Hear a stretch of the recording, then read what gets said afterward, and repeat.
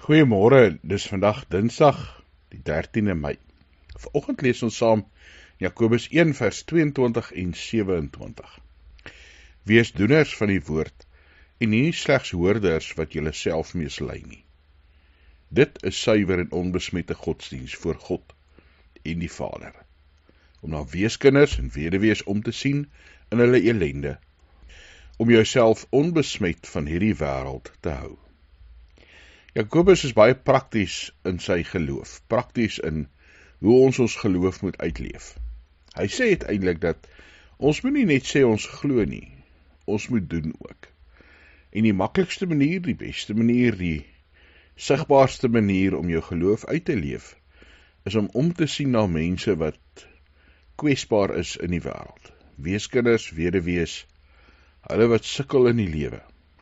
Om dit wat God vir jou gee, ook te deel met ander mense, om jou onbesmet van die wêreld te hou, van die begeertes van die wêreld, om net meer en meer vir jouself te versamel, om net vir jouself te sorg en nie om te gee vir ander mense nie. Christenskap beteken om te glo in Jesus Christus as jou verlosser en jou saligmaker. Om soos Christus te leef en ook om te gee vir ander mense. En daardie omgee is nie net 'n gevoel in ons hart nie.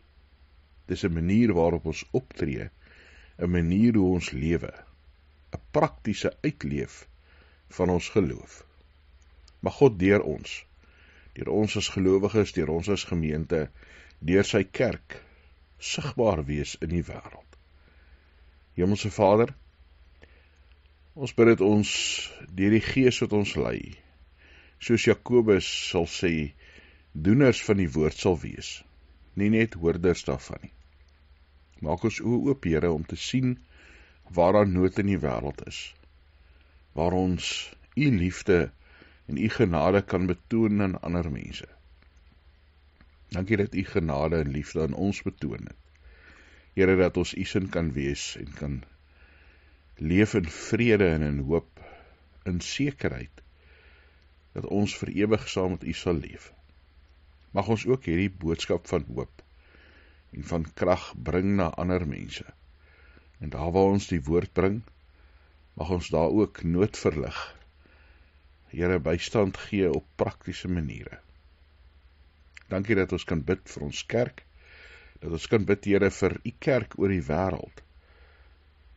Ons mag elke gelowige getuie wees van u goedheid en guns.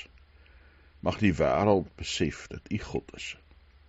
In Jesus Christus se naam. Amen.